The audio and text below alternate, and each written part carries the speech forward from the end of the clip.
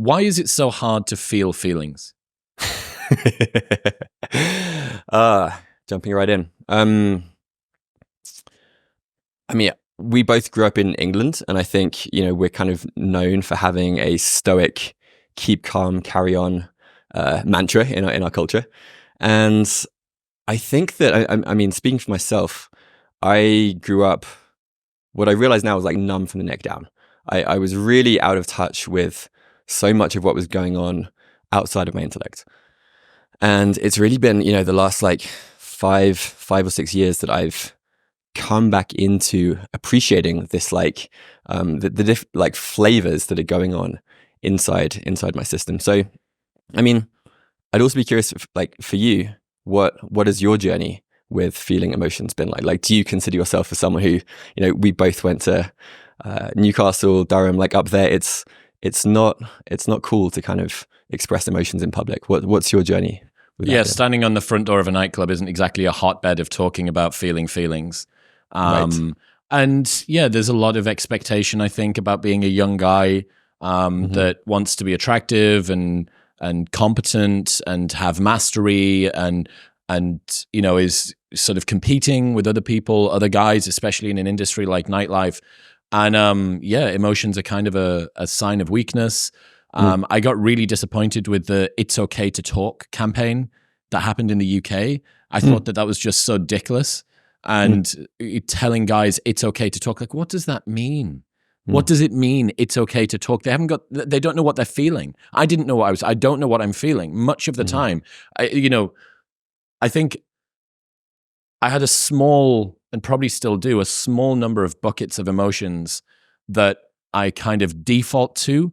It sort of snaps across into one of a bunch. So very competent at feeling anxiety, very competent at feeling worry, getting better at feeling excitement, but distinguishing, okay, so what are we talking about? Is this restlessness? Is this resentment? Is it bitterness? Is it frustration? Is it anger? Is it, like really kind of breaking apart the component notes of emotions? There's just a few that I seem to snap to in terms of a default.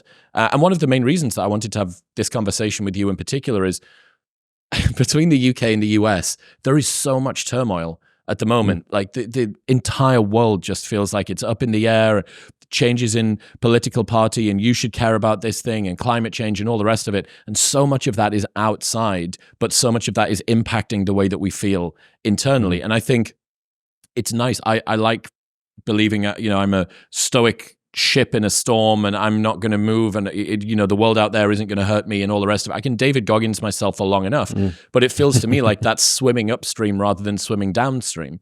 Like the world is out there. It is going to have an impact on you. Just allow yourself to absorb that, work out how to work with emotions, how to regulate your nervous system, and how to actually start using emotions to inform decisions, to make you a better person, as opposed to just like gripping really, really hard and going, no, fuck you, I'm not a pussy. Emotions are for bitches.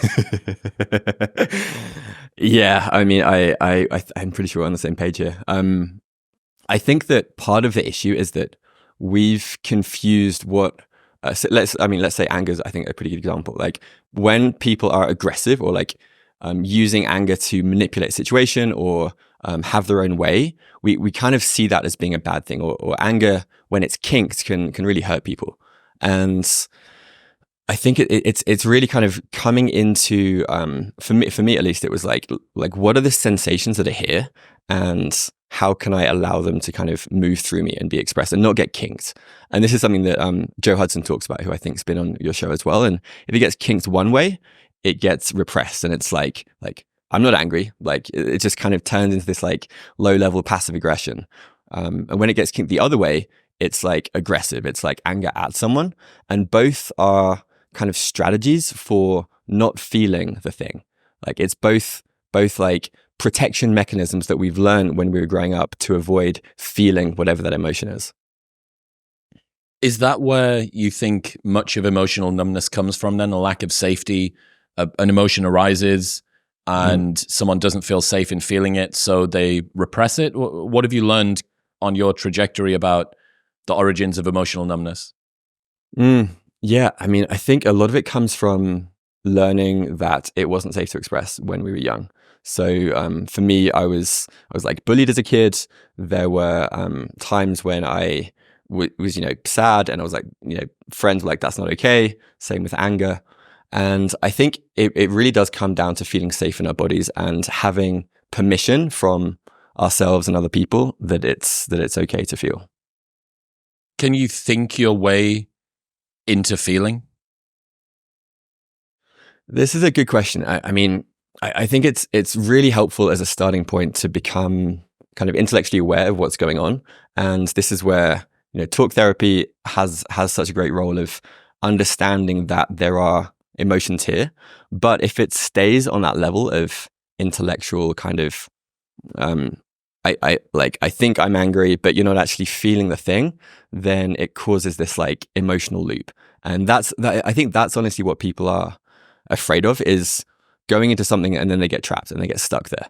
And the principles of nervous system regulation are not that you don't feel the things, but you don't get stuck in any one state. So you don't get stuck in anger, you don't get stuck in sadness. And the life cycle or the reflex of an emotion is, usually anywhere between like 10 to 20 seconds, but it just gets looped almost like a Velcro thought. It gets looped if we're not able to actually feel it, but we're just in the story of what the emotion is. And this is something that I see a lot when I do breath work. And you can see when someone is like, they're up in the head and there's some emotion going on, but their awareness is really with the story. And it's really just a case of like dropping down into the body and like, what's here, and getting in contact with the sensations. This is one of the reasons I really have been on a big push over the last few months to try and talk about this. I think I'm probably a pretty good figurehead for lots of the people in the audience, of someone that spends way too much time in their head, likes the idea of being sort of rational and cerebral and cognitive, and I play with ideas, and that's very, very fun to me. And that can be a bit of a trap, because building up your curiosity and your intellect can cause you to almost armor yourself against feeling things, I think. And yes, certainly a lot of my friends, a lot of my very, very smart friends are actually trying to actively down-tune their brain from stepping in to feeling things. And they're trying to sort of get out of their own way. So this is one of the reasons that I was really keen to talk to you. I know that you've done an awful lot of work in this. One of the topics that I've been obsessed by since I started the podcast was high agency humans. So can you talk to me about the relationship between emotions, feeling feelings, and having high agency? Because I don't think that is immediately apparent. Totally, yeah. And I love that you used the word curiosity, and that's something that I think was the kind of gateway drug in for me. Was like in my early 20s, I was so curious about ideas. I did philosophy at Durham. I was like so curious about the world around me. And at some point that curiosity turned inwards, and I started getting curious about like my inner landscape and how that connects to this high agency idea. I feel like for me, high agency is almost synonymous with being intentional. It's like, can I have like an impulse or an idea or something that I want to execute in the world, something that I want to do, and it's like following through with that intention. And for me, what gets in the way of intentionality are our reactive tendencies. So if let's say I have an intention to ask a girl out, or I have an intention to start a business, but the intensity of that situation causes me to either kind of go into anxiety, overwhelm, worry, or kind of collapse and shut down, which are these two kind of reactive modes, then it's going to be really hard for me to follow through with any of these intentions, and thereby I will be a low agency human. And so a lot of what I've been thinking about are like, firstly, how can you identify the kind of the somatic markers for these reactive tendencies upstream? So before I go to like a level 10 panic attack, I'm like, okay, I'm noticing there's this like tightness in my chest. The last time that happened, I ended up like breathing into a bag, like, or maybe it's like a feeling in my gut, and like, okay, last time that happened, I went into like a collapse. And so that's one strategy. And then the second is practices for literally expanding your capacity. So expanding your capacity to be with intensity. And those are two traits which I believe, if cultivated, will accelerate people to be more high agency humans and be able to live more intentionally, which is ultimately what I care about. I think that's what I'm most passionate about sharing with the world and cultivating for myself. That's great. I really haven't thought about that before. And me and George have thought about high agency for 6 years now. We spoke about it. We were on Broadway on Nashville yesterday and talking a ton about it. But I've never considered before that your emotional governor, like your speed limiter on a car, this thing steps in and you can have all of the intentionality, all of the agency in the world that you want. But again, it comes back to swimming upstream versus swimming downstream for me. Do you want to make life easier? Because you can probably get there. Hormozy does. Like Alex fucking hates many of his work sessions, but he'll grit his teeth and get through it. And I think that a lot of people have been very seduced, me too, and I support it. The David Goggins, Jocko Willink, like just fucking grind and get it done. Like that's good because it allows you to kind of blast through all of these restrictions that have been placed in front of you. I'm worried about going over and speaking in front of this business meeting. I've got a job interview this week and I'm terrified to go and do it.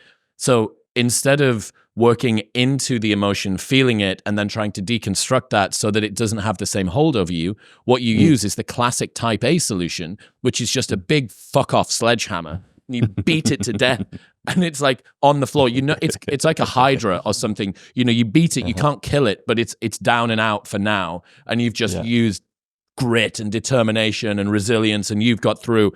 But the next time that you go and do the thing, I think it's much more likely that that's going to arise. I don't think that that's a long-term solution to this problem. So first off, I absolutely love that. And thinking about using your nervous system as a cue to, okay, so what is it that I'm feeling in my body? And this isn't woo, you hold trauma in your left hip stuff. I think Bessel van der Kolk's really great book. The title, I think, probably did a lot of disservice and confused a lot of people who never read it and made assumptions about what was in the book. But the body informs you, not necessarily the body keeps the score in that way. The body is the scorecard, according to Lisa Feldman Barrett, which I think is a more accurate. She's coming on the show. I just confirmed her for September. Nice, fantastic. Okay, so just dig in a little bit more. This sort of restriction in high agency to nervous system relationship, like how is someone's nervous system going to inform them when they're stepping in to go and do something? Yeah, so I mean, firstly, I just want to comment on the Goggins kind of Jocko paradigm because I think it's a really good example, and it's a really important thing to talk about.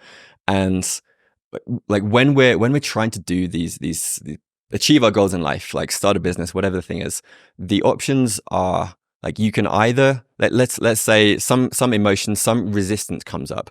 You can either up your willpower or you can use things like, breathwork to self-regulate and down-regulate the emotion away. And that in the short term is a viable strategy. Like it will allow you to continue functioning as if whatever that emotion was never there. But in the long term, it adds allostatic load into the system, which I call emotional debt. And at some point, depending on people's respective levels of capacity, that emotional debt will get to a certain point where it will cause the nervous system to be so fragile that our will become much more easily overwhelmed, and it will require even more willpower, even more self-regulation to get rid of whatever that thing is we don't want to feel. And so for some people, I think they can, viably go for like 5, 10, 15, maybe even 20 years, like in that kind of sledgehammer mindset. But at some point, and these are a lot of the founders and execs that I work with, that strategy stops. And I call it like the feather brick dump truck analogy. Like your body will give you, maybe it's like a tickling with a feather. And you're like, just like brush that off. Maybe there's a brick. Maybe it's a breakup. Maybe it's like, I don't know, you lose a business deal or you get exhausted one day. And then sometime it's eventually going to be a dump truck, which might be like a chronic illness, or it might be like you just wake up one morning and you literally cannot get out of bed. And that's, at least that's what I've seen with the clients that I've worked with. I've kind of been through burnout myself. And so to kind of come back to the going upstream piece, having a practice for building what's known as interoception, which is basically how aware of your inner landscape are you? Like, to what degree is it like a kind of like vague, I think there's this, sensation going on, or do you have this like high definition clarity over the different sensations and somatic markers that you have? Because every time you have an emotion, it's not just a thought. A lot of people think, oh, I'm angry because I have this story that this guy was a dick to me. But with every emotion, there's a corresponding kind of somatic marker, according to Damasio. And if we can, and often the somatic markers pop up before we're consciously aware that there is an emotion in the system. And so by practicing interoception, which can be done in any number of ways, we're attuning to this like repository of data that otherwise we would be ignoring. This is the trap of the rational, cognitive, like left brain person, I think. This sort of desire to understand and to explain. And the problem is that it can become a trap. I first learned what you said about emotions lasting this very short half-life, way shorter than we would presume, from Sam Harris. And he said, try to remain angry without thinking about being angry. And it just comes and then it goes. But this story that you tell yourself, that anger can last for months. Like resentment and bitterness and that story. And I would have said that. And if they'd said that, I would have said this. And they would have looked at me and they would have known. You go, oh my God, what is this? This weird, like sex fantasy thing, like resentment, revenge, sex, like a fucking John Wick movie playing out in your head, but it's linguistic between you and somebody else. It's so strange. And I think just accepting the bizarreness, and most importantly, realizing that that's not the way that it has to be. Now, I'm speaking completely hypothetically here because I'm totally captured by all of this stuff. But I've been reliably told by people that have done more self-work than me that this isn't the way that it has to be. So let's get into the nervous system. Talk to me about the modes of reactivity in the nervous system. Yeah, sure. Well, I'm glad you brought up Sam Harris, because he has this wonderful phrase that I love. And this is in the context of meditation, but he talks about reducing the half-life of reactivity. I think that's like a really good way to put it, because like progress in this arena is not like I never get angry. It's not I never get reactive. It's I'm not reactive for like 3 days. Like you said, it's like from 3 days, maybe it's down to like 5 hours, down to an hour, down to like maybe 5 or 10 minutes. And so I think that's what progress looks like. And what I found helpful is understanding these different modes of reactivity. There's typically 2 responses that humans have to stresses that are beyond their window of tolerance, like outside of their capacity. One response is hyper-arousal, which looks like frustration, looks like anxiety, looks like maybe aggression. That kind of like the sympathetic branch of the nervous system is getting so kind of overwhelmed that we struggle to stay present. We struggle to be receiving whatever the situation is. So that's hyper arousal. And then the other side is kind of associated with the parasympathetic side of the nervous system. It's like a shutdown. So when some people go into a stressful response, their system will collapse, it will shut down, or it will freeze. And so that's almost like the emergency handbrake is being pulled on the system. And people will often feel like guilty or shameful about this. Like maybe there's a situation where they really had to show up, and it's like the choke. It's like there's a literal freeze response. And this is obviously, both of these are on a spectrum. Like it's not like we go from like 0 to 100 sometimes, but being aware of the early signs when we're kind of on the edge of our capacity, let's say, so that we can be like, oh, right, like I'm feeling like I'm kind of being pulled out of my intentionality. What can I do to either, and this is where I think there is a choice point, either do some form of self-regulation, just like a simple like a sympathetic sigh. It could be a just grounding, could be like looking at a wide horizon, doing some breathing, affirmations, like top down or bottom up, either way. Or if it's a suitable environment, it's feel the thing. It's like allow whatever this emotion that I'm resisting to just like flow through me. And maybe you just like shout at a wall, or maybe you let a couple of tears come through. And as we were just saying, that can last like 20, 30 seconds. And then you're like, oh my God, I feel so much better.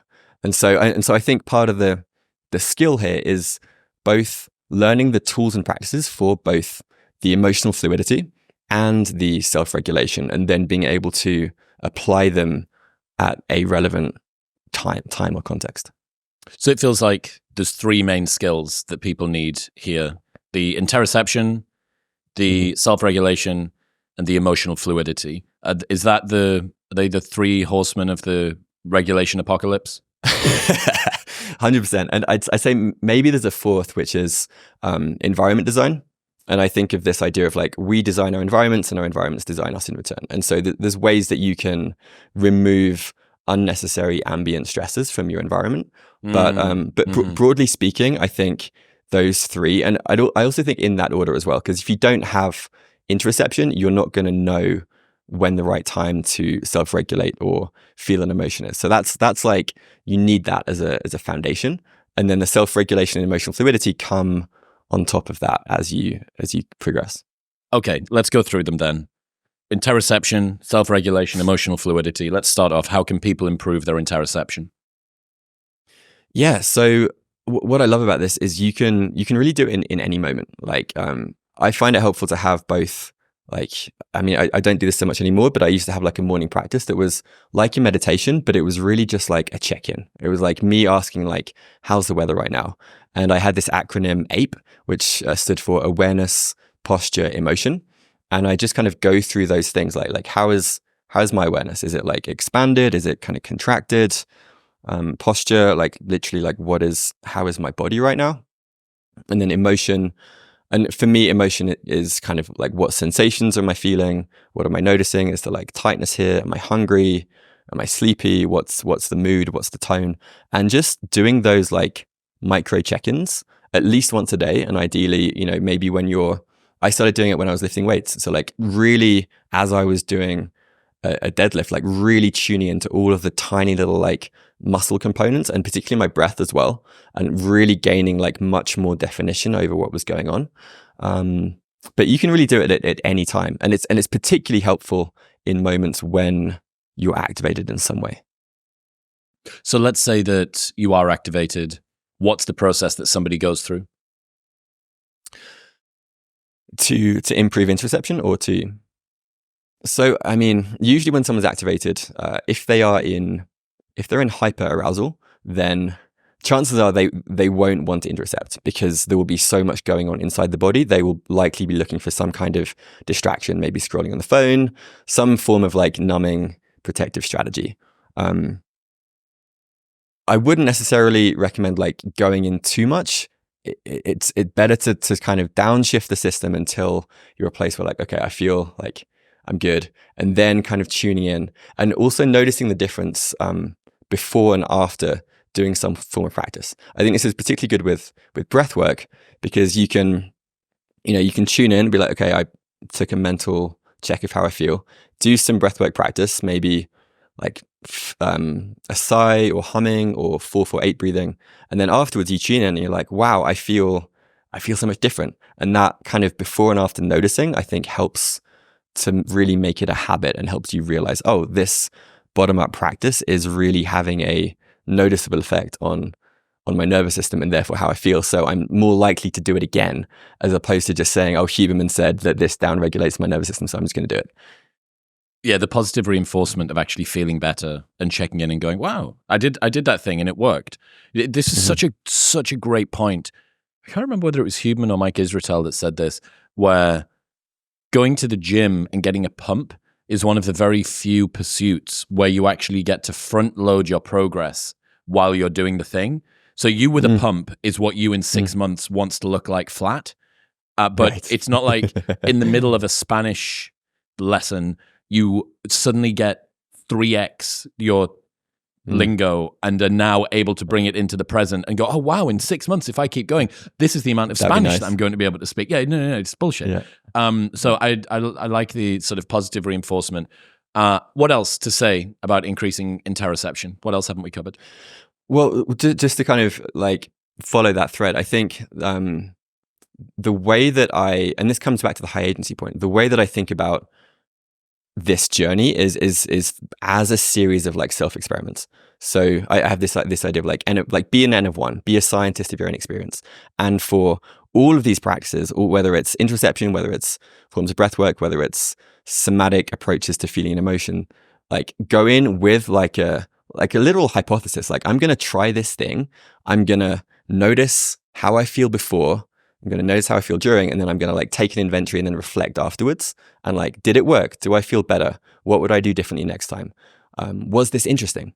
And going in with this, I call it like courageous curiosity of like being willing, like being open, but still being willing to like move or embrace some form of intensity, I think is so fucking foundational to all of this work. And if you just embrace that mindset and run enough experiments, eventually you will get to interesting places. What are some of the mantras that you rely on? Is there something that you come back to where you're thinking, I really need to go inside? Is there a bunch of sayings that you rely on for that? Oh, interesting. Let's see. There were two that I think I've used that come to mind. One is this idea of take it to the mat.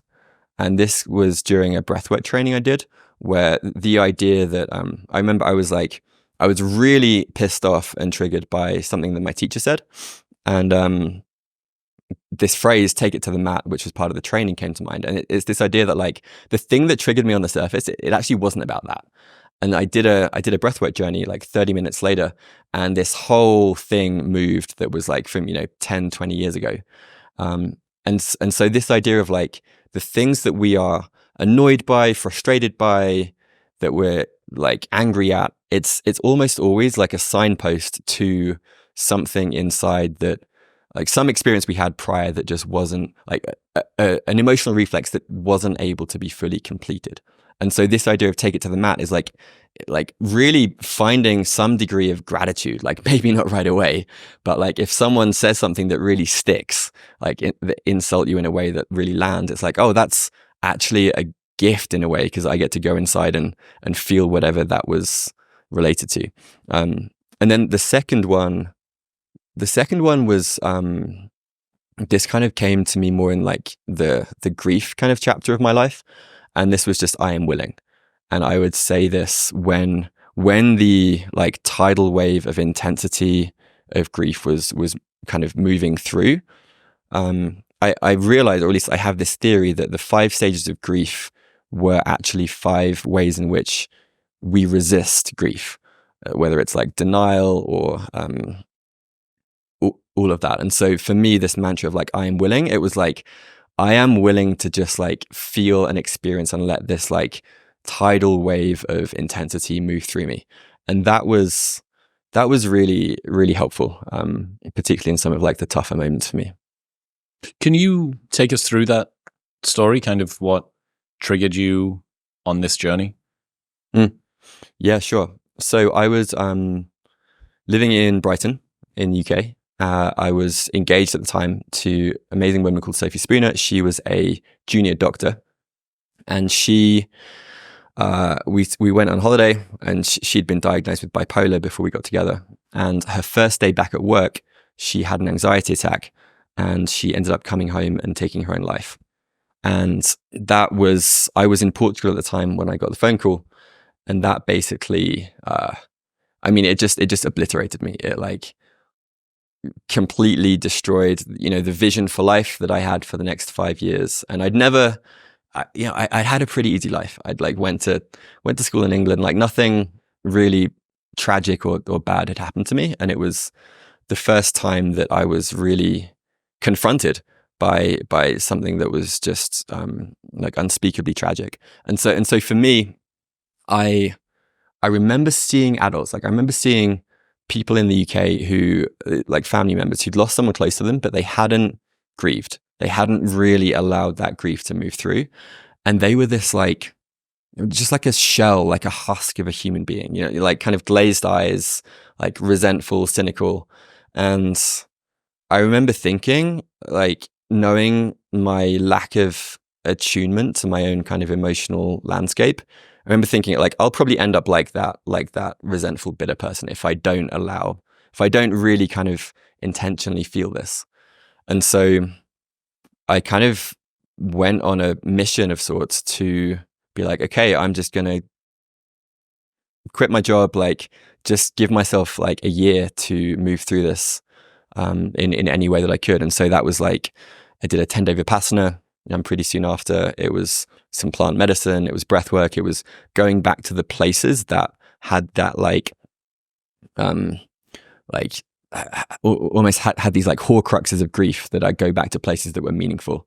And yeah, and that over kind of that period, it totally changed my life. Like it was a very much like before and after kind of rite of passage experience.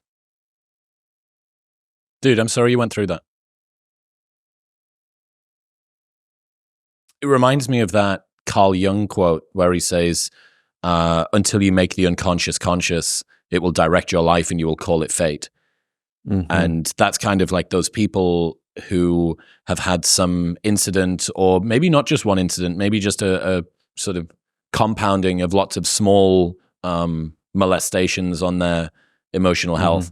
And they just keep repeating these same patterns. They seem to kind of be controlled by this thing. It's not them, but it's becoming a part of them. It's almost like being emotionally parasitized, right? You've got this thing living in you that isn't you, but is controlling you. It's the toxoplasma gondii of emotions.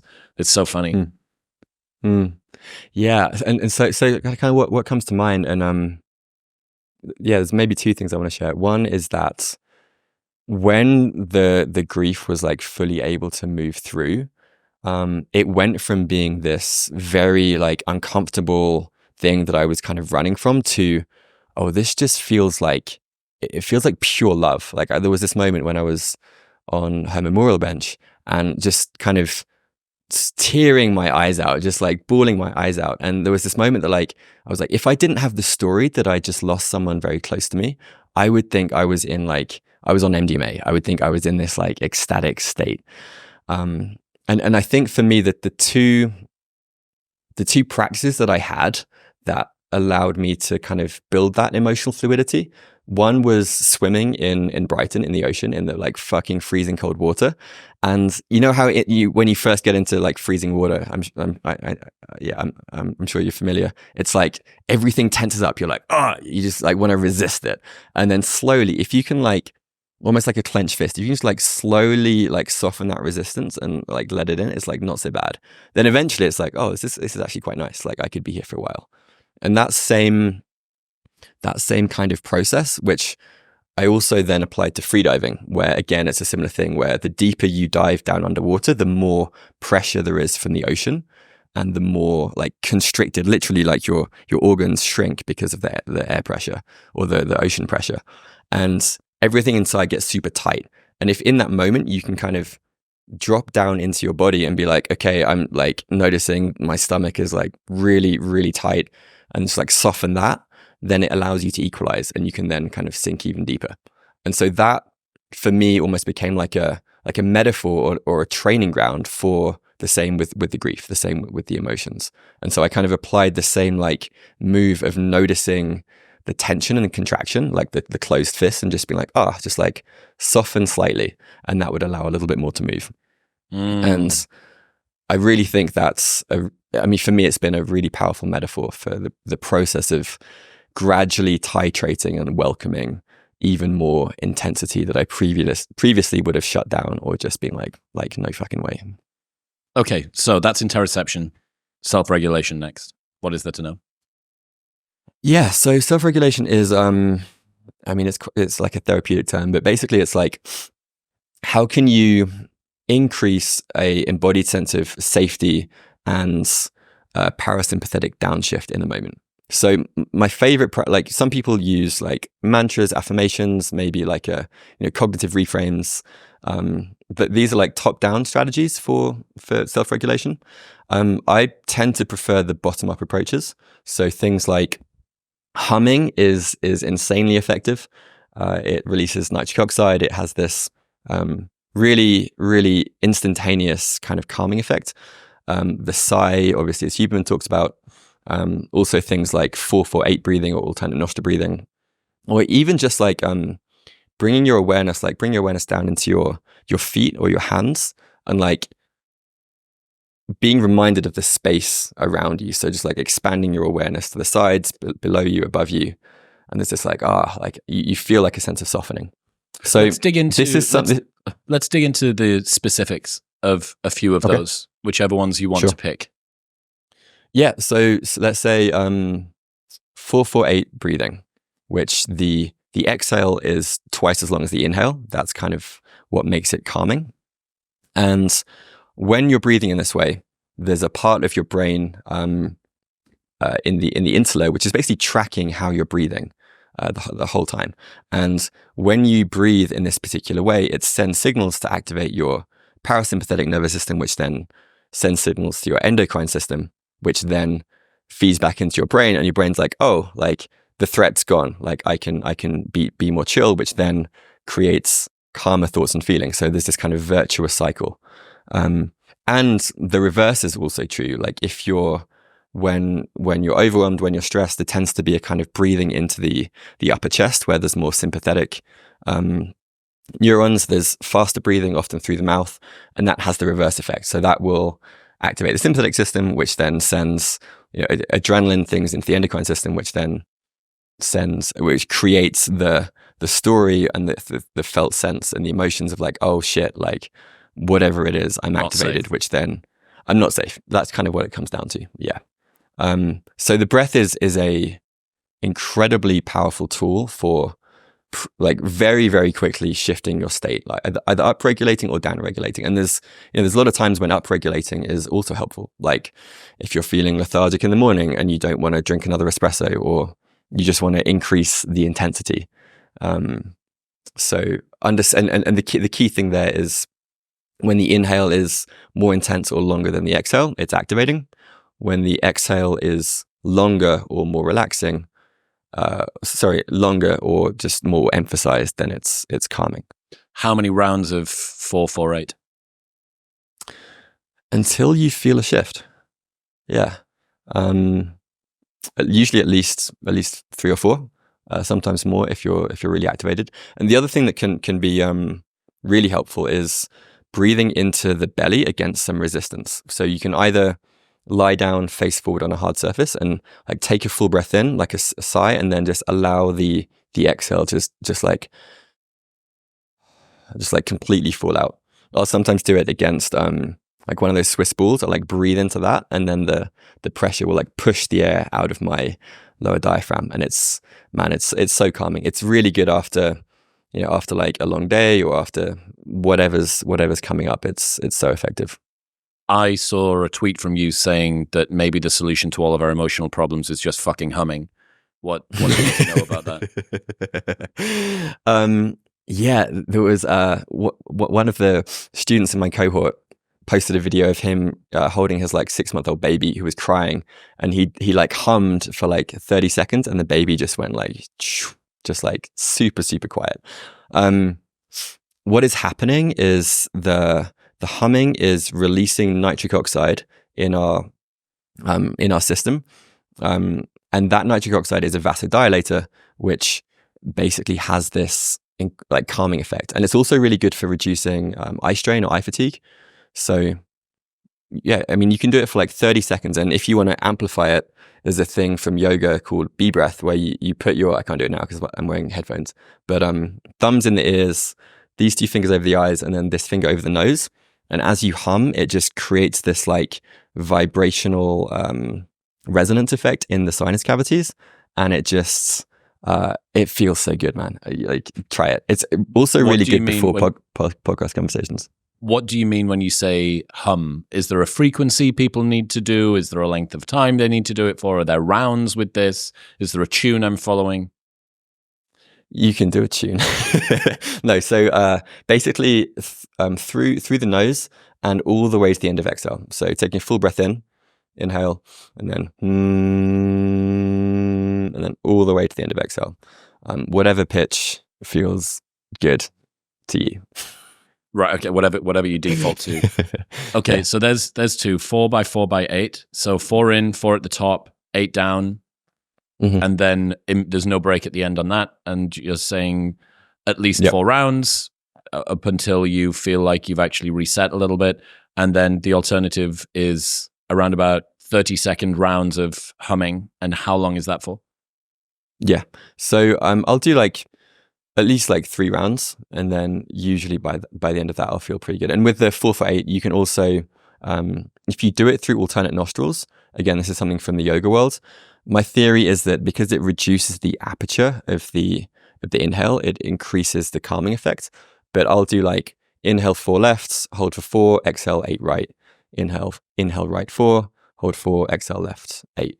And I've looked for studies on why this is more effective. I haven't found that much, but in my own experience, it does help.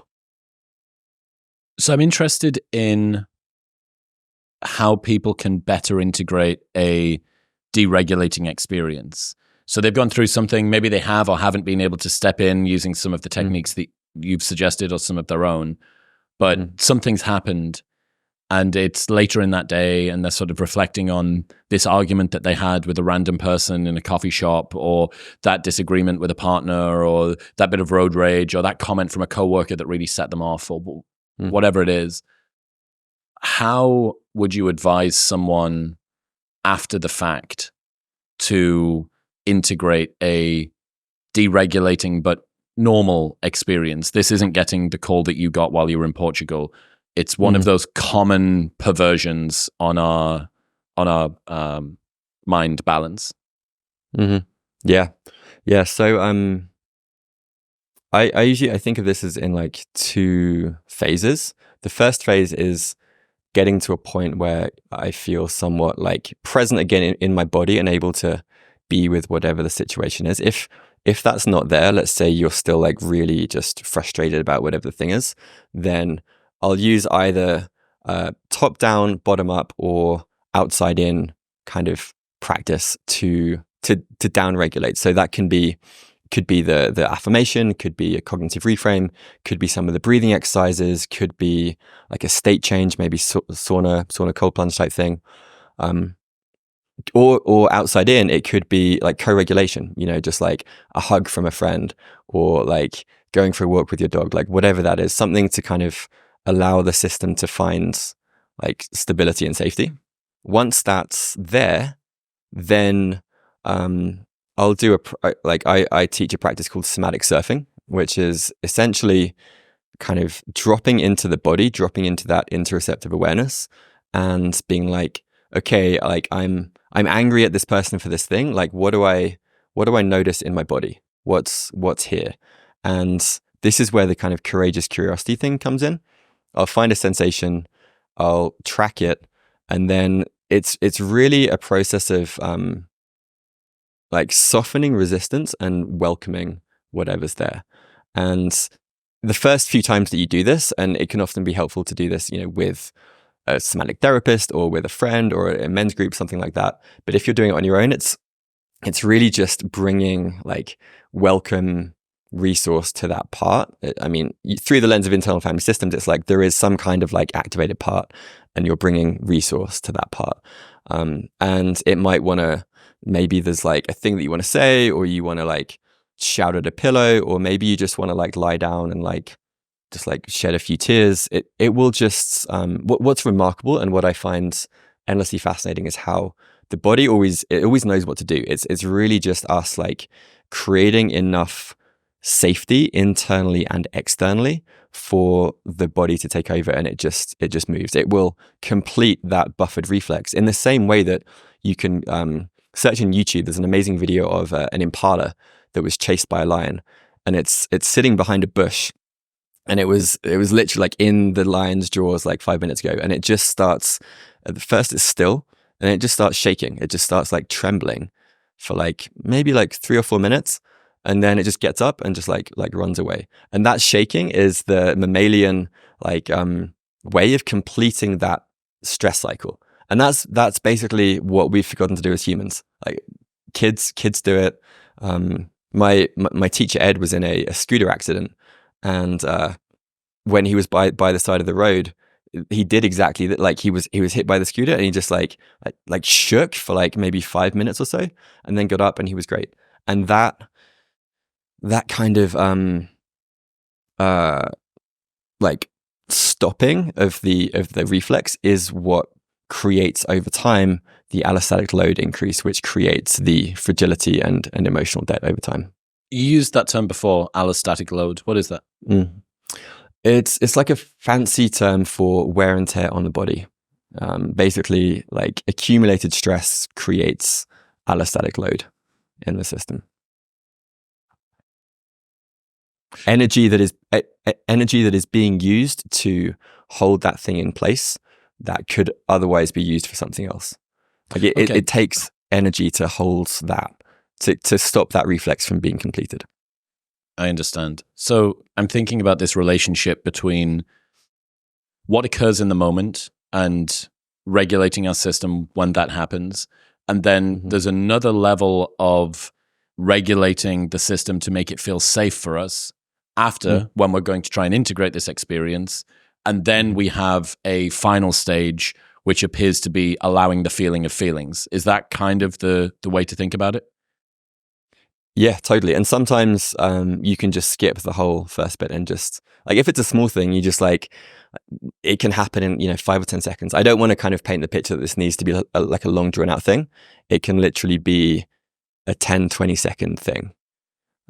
But yeah, that's like, if you were to kind of break down the process, that's what it looks like. Okay, emotional fluidity, the final skill. Yeah, so I mean, we've touched on this a fair bit. If I was to sum it up, it's basically welcoming the full spectrum of our experience. And most of us are comfortable in, like you were saying earlier, like, a handful of emotions. Like, I'm comfortable feeling, maybe it's sadness, maybe it's worry, maybe it's joy. But there's almost always like another pocket of things that for whatever reason we just avoid, or we default to feeling the standard like box of crayons. And so it's like, how do we start? Yeah, I actually quite like that metaphor. How do we start like coloring in with some of these other crayons that we've like kicked out of the box? That's cool. That's cool. And for me, it's actually been a process of almost working with like one crayon at a time, primarily through breathwork. Like initially it was grief was the big one. And then it was anger. And like for me, the turning point there was like, my teacher said the words, "You are loved in your anger." And I just bawled my eyes out. I was like, oh my God, like every time I've been angry, I've been like this is bad. I'm a bad person. What do you think it was that caused you to feel so resonant with "you are loved in your anger"? It was because I didn't think I was.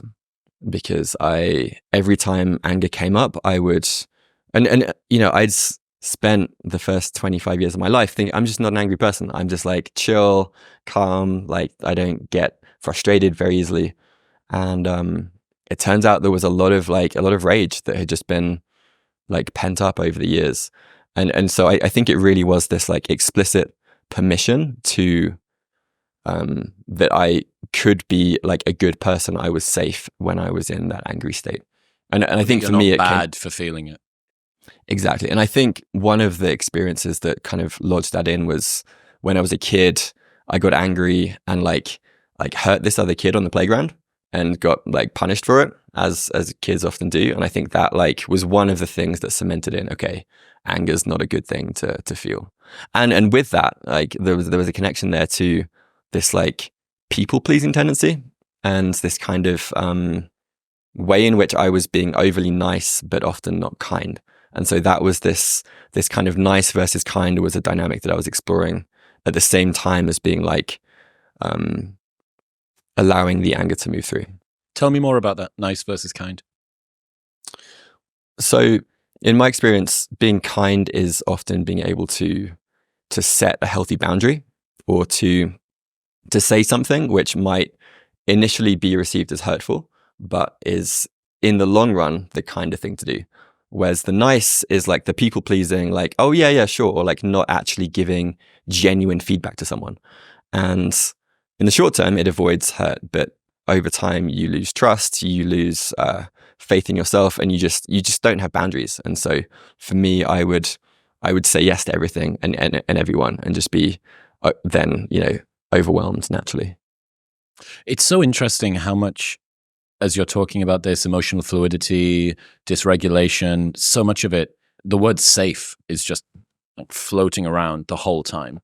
Do you feel safe feeling the things that you're feeling? Is it bad for you to be angry? Or it's okay for me to be self-critical. It's okay for me. It's safe for me to be self-critical. It's safe for me to be anxious. But for me to feel excitement or joy or rage, to indignation at things, no. Those things don't feel safe. And it's so interesting where that comes from. Yeah, I mean, I think you're spot on. And it's also, I mean, a lot of people don't necessarily identify as not feeling safe, but that's ultimately what it comes down to. And when we receive cues from the environment or from other people that we are safe, then, and this is, I think, 80% of what, say, a good therapist will do is they will create a container. They will say, this is confidential. No one can hear what we're going to say. Everything is welcome. They are like permissioning that safety, basically, and then everything comes from there. And yeah, it really is everything. And also in relationship as well. Like if you're in a relationship where it is safe to express your feelings, it is safe to move through these things, it can be really transformational. And like relearning that safety is what increases our capacity to be with more intensity over time. Yeah, you've used that term before, capacity to be with more intensity. And one of the things that I'm interested in is this relationship between state and trait. So I think lots of people understand that if you do breath work, the state change is pretty dramatic, especially if you do some aggressive Wim Hof stuff, or if you do some down-regulating thing. I feel good for a little while afterward. But relating that to the trait change, and you said, I did 1,000 sessions of breath work, and it helped me to work through my grief. It helped me to work through my anger. We're talking about a trait change rather than a state change there. So what is it that you're doing for someone like me who's really only used breath work to get high and cry a bit? What does a trait change from a breathwork practice look like? What's the modality? What's the process? And what's the outcome? Yeah, it's a really good question. Two things come to mind. One is the style of breathwork that I trained in was called facilitated breath repatterning. And one of the theses of this modality is that all of our emotions or emotions have like corresponding breathing patterns. And so if when I was in a process afterwards, if the practitioner was reading my breath as I'm breathing, if the breathing pattern changes, that's a cue that there's a likelihood that like something shifted there. But in a more practical sense, my hypothesis around this is that there needs to be a period of downshift time, like deep parasympathetic state after whatever the release is, for the neural rewiring to happen. And with things like Wim Hof, holotropic breathwork, things like that, they are, it's almost like taking a tab of LSD. Like you can have incredible, like out of body, almost psychedelic experiences. The downside, and this is maybe somewhat controversial, is I think a lot of people are basically disassociating and they're checking out of their bodies and having these like crazy psychedelic experiences and then coming back in, but nothing has really changed.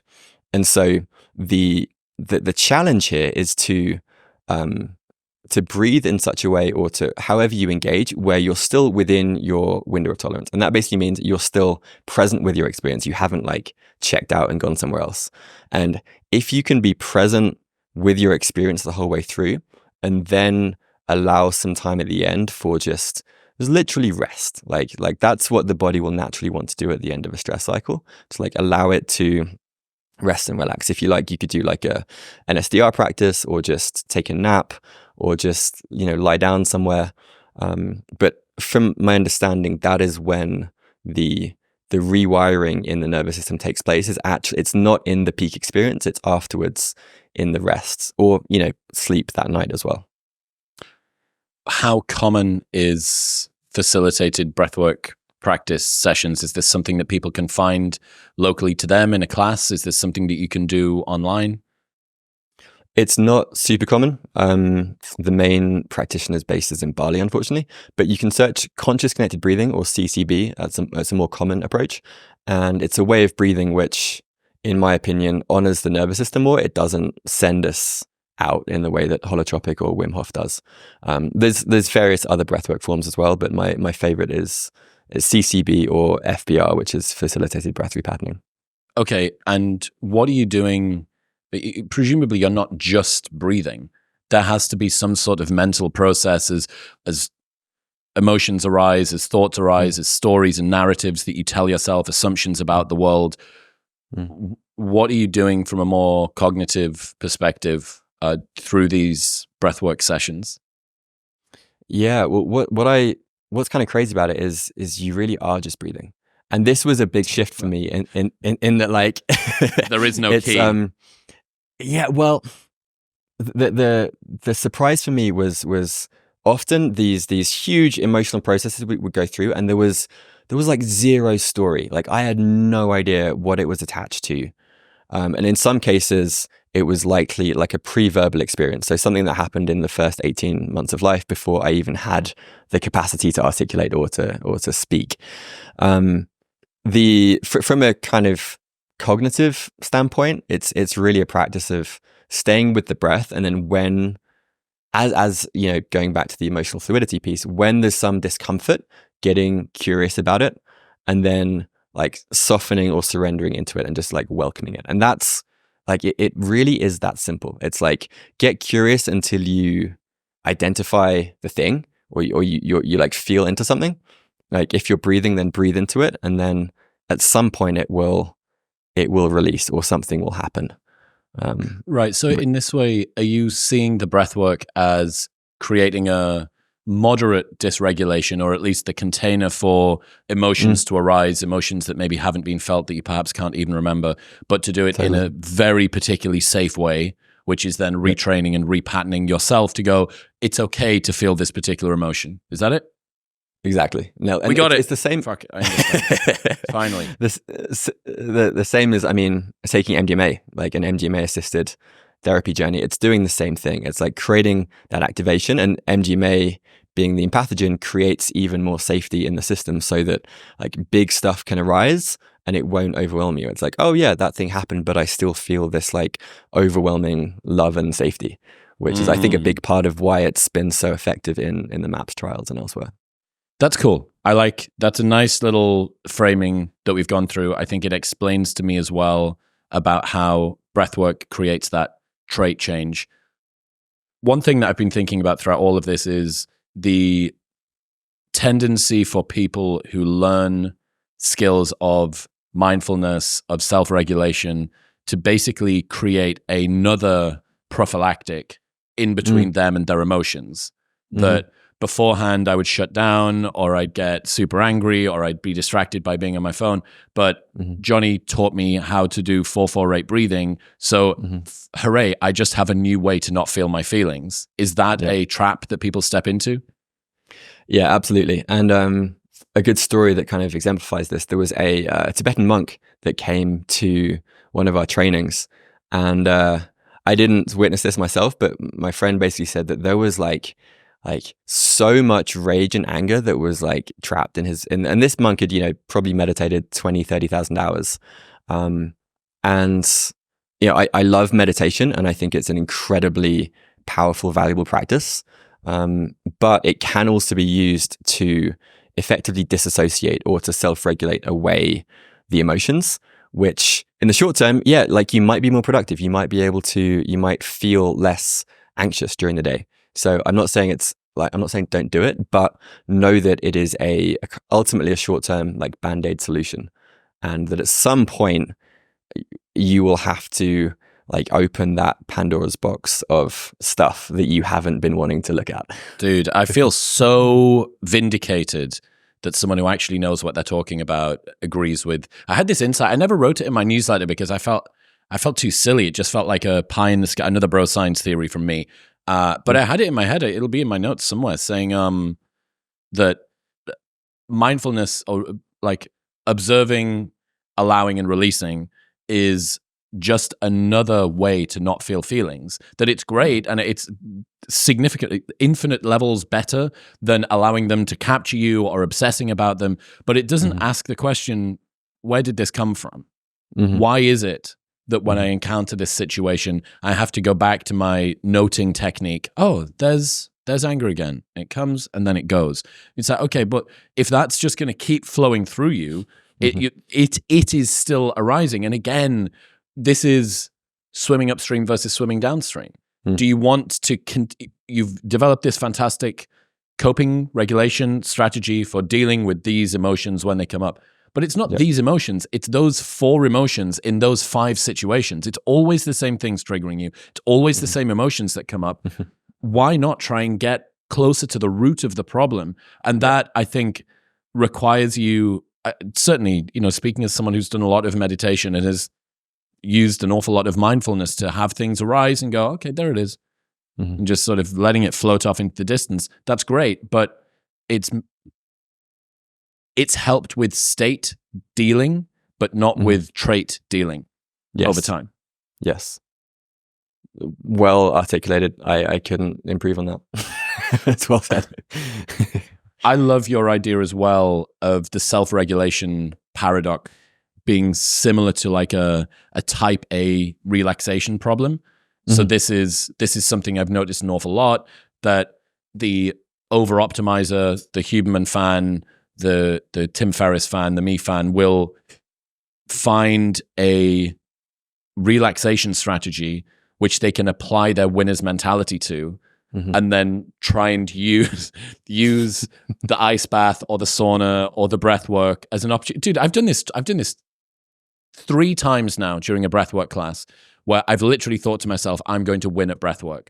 I'm like, it's first off, no one's fucking looking at you. Second, win what? Who against yourself? What does this mean?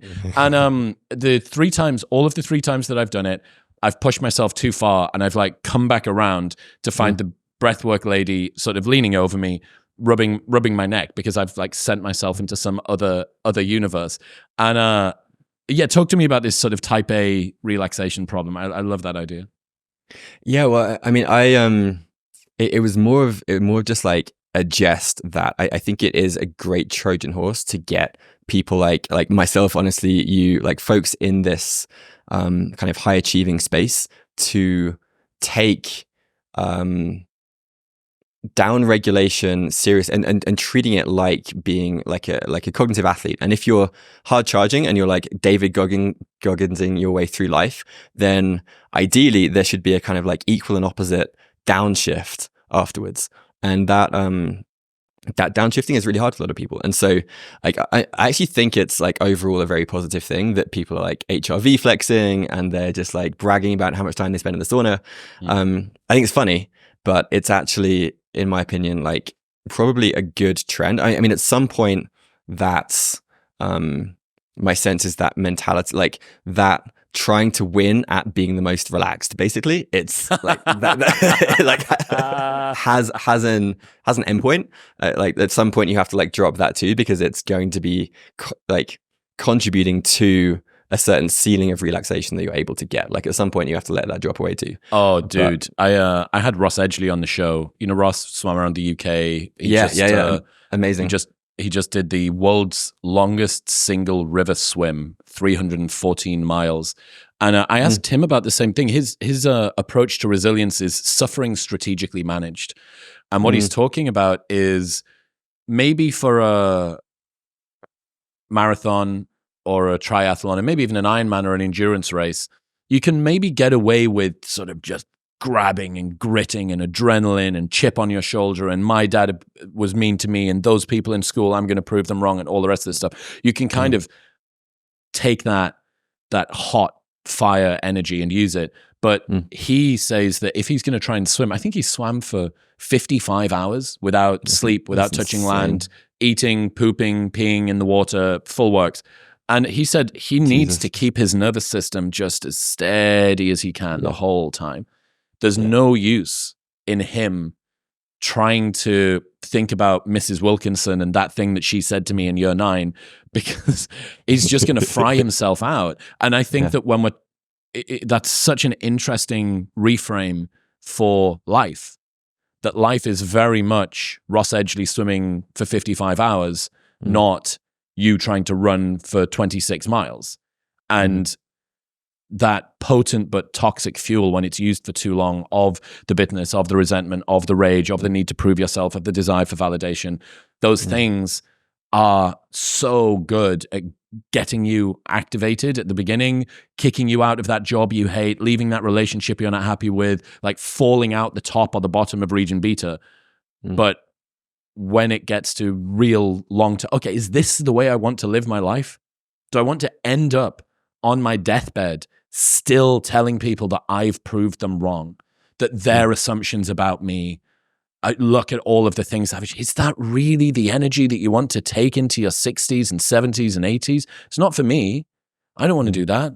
You think, okay, so if that's the place that I'm going to end up at, why not just bring a little bit of that into now? Why not try and embody, okay, well, that's where I'm going to go. I'm going to end up in a place where I don't want to be using that as fuel. Okay, so given that I've probably already created some momentum now, why don't we try and just, wash a little bit of this away, wipe a little bit of that off? Yeah, I love that so much. It feels like what you're saying is almost like changing the fuel source. It's like in the beginning, that like nitric fuel, it really does get shit done. I mean, there's a lot of very successful entrepreneurs who are still like riding that rocket fuel. And at a certain point, whilst it may be fuel in one area of life, often quite a narrow area, it tends to the fumes, let's say, I'm just making this up as I go, but like the fumes end up with like, they're on their like 5th marriage, or they don't have any close friends, or they have self-talk that you wouldn't want to spend like 2 minutes listening to. And so not that just you mentioned self-talk, and I've had it in my head the entire time. I'm desperate to ask you whether the inner voice is downstream from the body, or the body is downstream from the inner voice. Yeah. So it is a bi-directional relationship. Like it's not one or the other. But something that I've noticed, this is just N of 1, but I had a very active like inner critic in teenage years, most of my 20s, and in the last 3 or 4 years, that has it's really gone quiet. Like I have thoughts, but it feels like my mind is like my buddy. It's like sending me like ideas, or like, did you think of this thing, or like, try doing this. And there's 95% less critical, negative, like looping, like Velcro thoughts going on. And I really do attribute that to a lot of the just like the somatic shit that I've released in through a bunch of these different like emotional processes. And also flexibility as well. Like there was so much tension that I was holding in different areas that is just not as present. I mean, it's still a fuck ton there, but it's like a lot less than it used to be, I'd say. Yeah, I was talking with George yesterday, and we had this little experiment. We were asking whether or not your mind is your friend or your enemy. Is your mind working with you and for you, or against you? And just the fact that, for me, certainly my mind is working against me so much of the time. It's not my friend. It's not being supportive. It's not patting me on the back and telling me that I've done a good job. It's not being even really that objective. It's just this like very cutting, castigating, harsh inner critic that tells me, maybe you did okay today, but unless you can do better tomorrow, today probably doesn't really matter, and tomorrow's going to be a waste as well. So you'd better get cracking. You'd better work harder. And that's just a really interesting realization that things don't need to be that way. That's not the way that things need to occur. That there are better routes. And when it comes to, but that's facilitating success. That's allowing you to get to a place of worldly acclaim and prestige and all the rest of it. And it's like, yeah, but for what end? Like, what's the point? If the road towards your worldly success is paved with personal misery, what was the point all along? You're actually selling the soul of your inner experience so that other people think that you're cool or that things have gone well. And I'm also not sure that you need that cutting in a voice in order to become successful in any case. I'm pretty sure there is an equanimous, well-balanced way of achieving those things. Yeah. I mean, that was what was coming to mind for me is like, I mean, going back to the high agency thing, like to what degree are those, sounds like counterproductive thoughts, like actually getting in the way of you just like being present and like getting out of the way and doing your thing that you do really, really well. And my sense is they might even be negatively impacting the progress towards the goals that you've set or the intentions that you have. I mean, that was certainly true for me. But it probably, it depends on the context. Talk to me about the Neuro-Aperture Hypothesis. Yeah, this is a half-baked idea that I shared on Twitter recently. It's basically a sense that I was researching the etymology of the word anxiety, and it comes from a Latin word which means to constrict. And I have this kind of working hypothesis that anxiety isn't really an emotion in and of itself. It's actually a constriction or a tensing, kind of coming back to that like closed fist metaphor we were talking about earlier. It's like a constriction against another underlying emotion.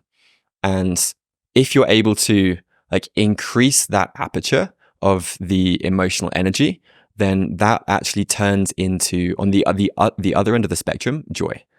And I know people that students that I've worked with who they started to feel anxious when the emotion of joy was arising. Like their system didn't feel safe to feel that joy, so it was tensing, it was constricting, it was causing an experience of anxiety. But if they just loosened that a little bit, it would literally turn into joy, probably the very thing that they are like wanting to feel more of in their life. And I think the same is true of other emotions as well. Like people that are chronically anxious, I would say there's a very good chance that there is another emotion just below the surface that if they were able to like loosen that grip a little bit, then it would like come to the surface. Which so it's very related to everything that we've just been riffing on. It's interesting to think, what emotion is your anxiety causing you to not feel? Or what emotion is masquerading as anxiety? Yeah. And you kind of want to reveal that mask through safety and say, oh, wow. And that's something that, we've spoken today a good bit about anger, sort of bitterness, anxiety, rage, those sorts of things. But there's definitely fear on joy, elation, excitement, hope, all of these things coming through too, that there's just sort of extremis, anything that's outside of the very narrow Overton window. I think of it like an emotional Overton window, right? You have these acceptable ranges of emotions, and it tends to be maybe a little bit more, it leans slightly more into the negative than it does into the positive. But if you just get extreme in any direction, you're no, unacceptable. Sorry, you can't use that word, not with a hard R. And you, depression with a hard R. So you can't do that. And it really makes me think about, it really makes me think about that. I think so many people, myself included, extreme emotions come through. They're not even that extreme, but something outside of the normal day-to-day experience of emotions comes through, and there's something gets activated. You go, wow, like I'm in someone new. Is this safe? Is this okay? And if you don't, at least my current bro science working theory is, if you don't step in and sort of check in and just remind yourself, like, you are safe. This is fine to feel. Even if it's sad, it doesn't mean that you're going to be sad for the rest of time. It just means that a sad thing happened, and that's the emotion that's with you now. Yeah, I mean, man, I'm so, I so agree, and I think the surprising thing for me was actually that it was the resistance to feeling the thing that sucks. It was the resistance to feeling my sadness or my anger that was like painful and uncomfortable and that I didn't want to be with. But when that goes away, the actual emotion, it feels so fucking good. And not just joy, not just excitement, not just, but like even like, especially some, the sadness, there's this like real beautiful tenderness and this like rawness and feeling connected to myself, to the world around me. And to think that like I believe that my life would be meaningfully diminished if I was to shut that away and to not allow that to move through me. It's so such an important part of being human. Dude, that's so bang on. And I've been thinking this to myself for a long while, that look, you have this beautiful suite of human emotions that you can live within. And why would you not want it all? Why not? You have, it's like saying, I have all of the colors available on my television, but I'm just going to watch in black and white. And you would know you have this massive spectrum of emotions that you can tap into that literally add color to your existence. You're going to get to the end of your life and look back and realize that all of the buffet of human existence was open to you, and you decided to sample all of it. Not in a hedonic, I went and fucked the bitches and flew on the planes and did the drugs style way. That's open to your preference. But in a there is a range of experiences innerly that are available to me. And I decided to not shut those things off. And I just think, God, like what the fuck else are we here for if it's not to enjoy the emotional state that we're in? Almost everything that we do is trying to find a way to enjoy the present moment. And that doesn't necessarily need to be good emotions all of the time, but to just think, like, this current state that I'm in is interesting, it's inspiring, it's something that I'm going to look back on and remember. Yeah, the more that I think about it, the more that I realize that I think emotions and feelings are kind of just what we're here to do. And everything else is trying to get our lives or the environment that we're in into a state to give us a good enough reason to just be feeling joy in the present moment, or present in the present moment. I love that so much. And the metaphor that comes to mind is almost viewing our human biology as like an instrument, and that there are ways in which conditioning, culture, experiences like gets our human instrument to be out of tune. And that if we're going around life playing like in the wrong key, like things aren't going to go well. So by taking a little bit of time to basically inquire inwards, tune up your instrument, then you will have greater access to these melodies, these scales, these harmonics that were previously out of range. And if we're just playing like 2 or 3 notes the whole time, it's going to be a pretty boring song. I think that the goal is to have that, like, we want like an orchestra of experience. It's that for me is like one definition of a good life is like being intimate with the world in a way that we can like allow all of those notes, all of those colors to kind of move through without being like, no, I just want to play an A, or I just want to color in red. Like fine, like there's nothing wrong with that, but to me that feels like it's like a diminished vision of life, basically. Agreed. Yeah, emotionally living in black and white as opposed to living in color.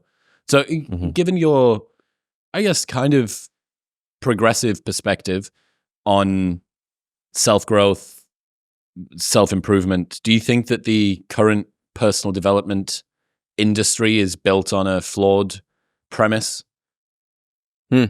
Yeah, so something that I learned from this guy, Steve March, this amazing dude, he has this controversial but I think really valid opinion that the self-development industry, the self-improvement paradigm is flawed in that it starts from the premise that something in you is broken, something in you needs fixing. And so going into any, even like an emotional inquiry process with this, like, oh, there's this part of me that needs to be healed so that I can be okay. Like starting from that point will diminish the range of outcomes that are possible. Versus what he calls it a self-unfoldment, which is maybe, like a fancy term, but it basically means like, what if everything right now is okay? What if actually you were safe? And then applying that curiosity and presence to whatever's there without a change agenda. And this is something that I really fell into this trap like over and over again, I'd be like, oh, I noticed like I'm triggered.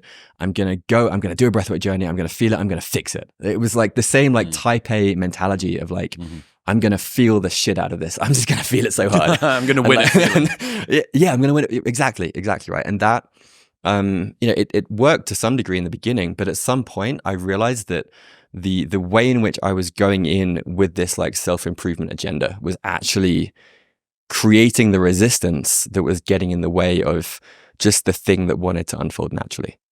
And so that's something I'm still frankly working with. And, I think it's a lifelong journey, but I find it so interesting to like look out at the self-improvement industry and how much of the messaging and marketing is geared towards you are X broken in some way and this Y thing will fix you. And that just by starting from that premise, like I think there's a ceiling to how much actual improvement can happen. What is a better frame for somebody who is currently existing in that world? Yeah, I think the question of what if nothing needed fixing? What if nothing needed healing? Like what if you were okay and safe in this moment? And what would be the motivation for changing if that was the case? The changing and the growth happens naturally. In the same way that like you wouldn't judge a sapling oak tree for being like too small. It will naturally want to grow. It will naturally want to evolve. Trees don't get in the right way, but humans tend to. And so your growth, your learning, your development will happen. It will happen naturally. It's just it wants to. And the trying or like the forcing it to happen, in my opinion, actually gets in the way of what wants to unfold. It's a beautiful answer. Very beautiful answer. So you've done all of this self-work, all of this breath work, all of this time orthogonally looking at the personal development world. How would you suggest that someone who wants to really step into this world, what would a protocol look like? Are there any books that you would suggest? Are there any courses that you think that they should take? Are there practices? Is there a weekly, daily? What would a daily routine? What would you say? Just a little prescription for the 80-20 of how someone would begin on this journey. Yeah, I mean it's there's a lot of choice out there, and it obviously always depends on the person. I think the practices that I found most helpful that I think are very broadly applicable. NSDR is a really wonderful foundation, non-sleep deep rest, that Huberman bangs on about a lot. And what I love about that is it is both it increases interoception because you're basically doing a guided body scan like over and over again, and it's also increasing that down regulation, and it's only in that like downshifted place where the emotional inquiry is even possible. I'm a huge fan of somatic based therapy as well. Just going back to the NSDR, where should people get? Is there an app? Is there a website? Is there a course? How often do they do it? We've got type A's wanting to win at emotions here. Great. So I have a couple of recordings. I can send a link to put in the show notes. And if you don't like my voice, then Ali Boothroyd on YouTube is also really good if you prefer a soothing female voice. And then so the other practice that I love to prescribe is just getting curious about your interoception. So I like the acronym APE: awareness, posture, emotion. Using that throughout the day, and see, really treating it as like a creative exploration, and like how can I increase the definition or the fidelity or like the flavors of my internal landscape? How can I like really appreciate them a bit more? But I mean, there's a lot of different options out there for this work. I mean, I have a course myself called Nervous System Mastery that has basically been my attempt to distill this into a 5-week kind of protocol-based course. And we do it as a live cohort. We've had like over 1,000 students go through. That's been my best attempt to share some of these practices and kind of set people off on this path. And it's also like it's not a replacement for, I would say, working with some like in-person somatic-based exploration, whether that's in-person breathwork, whether it's somatic experiencing. Hakomi is another great modality that I appreciate. Or just, some people love men's work. Some like, people gravitate towards different areas, but I think the key is like, what are you genuinely excited about? Like, not going out of place of, oh, I should do this because I need fixing, but like what is actually genuinely interesting? And then following that with this mentality of courageous curiosity and this like I'm willing, like I'm increasingly willing to feel and borrowing capacity from other people. It's literally what a therapist does. Like they are giving you additional nervous system capacity so that your system can hold the intensity of something that it's not able to hold. That's such an interesting way to think about therapy, that you're basically offloading some of that emotional capacity onto the person in the room that is confidential and is safe and is trained. Totally. That's exactly what's happening. Yeah. And that's part of what I attempt to do with this course. I think there's a limit to how deep you can go when you're working in an online environment. But at the same time, I've attempted to share the core protocols basically for self-exploration and as a foundation for doing deeper dives in a kind of one-on-one context. I know that you're a fan of that Jerry Colonna question, which is, in what ways are you complicit in creating the conditions you say you don't want? That's very uncomfortable to think about. The fact that the things that you're complaining about, I have this quote I love about the magic that you're looking for is in the work you're avoiding. And it's kind of like the conditions you say you don't want are in the ways that you're complicit of creating. Yes. Is there anything else? Are there any other questions that have really sort of broken your brain? I mean, that's a beautiful question. Jerry actually lives here in Boulder, and we did a podcast recently, so that's one that's on my mind. Another question. Let's see.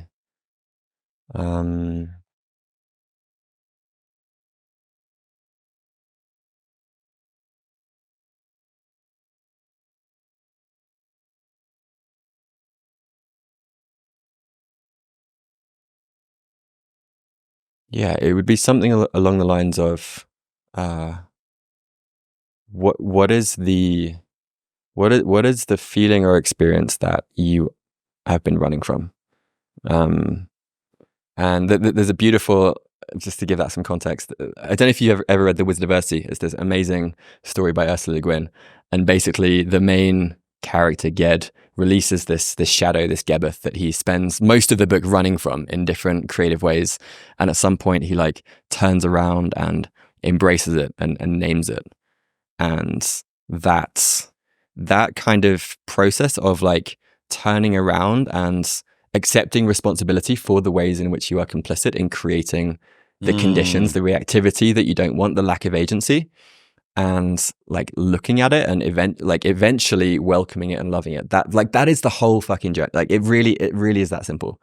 It's What's that book again? Finding The Wizard of Earthsea by Ursula Le Guin. It's one of my favorite fiction books. Hell yeah. Jonny Miller, ladies and gentlemen. Jonny, I really love what you're doing. I think that this forefront of somatic-informed personal development, of tapping into emotions, I think this is one of the big pushes that we're going to see. We've obviously got Huberman on board doing the NSDR stuff. Hypnosis, another angle, like David Spiegel's stuff. I think that's another vector that we're going to see a lot more of. We had the mindfulness revolution, 10 years ago, Andy Puddicombe and the guys from Calm and so on and so forth. But I think this is one of the next ones, and I'm glad that you're here repatriating this great nation with me, trying to take over one step at a time. Where should people go? They're going to want to check out all of the things you do in your courses and the rest of your content. Yeah, beautiful. Thanks so much. So the best place to go would be nsmastery.com.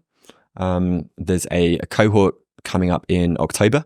We're accepting applications now. If folks are interested, that would be the number one place. And then I'm also super active on Twitter. So if people want to say hi there, ask questions, it's Jonny Miller, Jonny M1LLER. It's an annoying handle with the one there. Dude, I really appreciate you. I'm looking forward to seeing what you do next. And thank you. I really appreciate it. Beautiful. Thank you so much. This is super fun. If you enjoyed that episode, you will love a selection of the best clips from the podcast over the last couple of months, and it's available right here. Go on. Give them a watch.